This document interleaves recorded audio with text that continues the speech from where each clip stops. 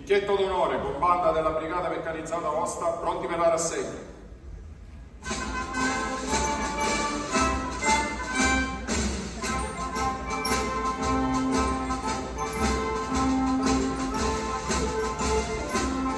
La donna quotidianamente vittima di violenze fisiche, anche gravi, come testimonia la recente tragedia che ha profondamente colpito la nostra comunità con l'assassinio di Sara.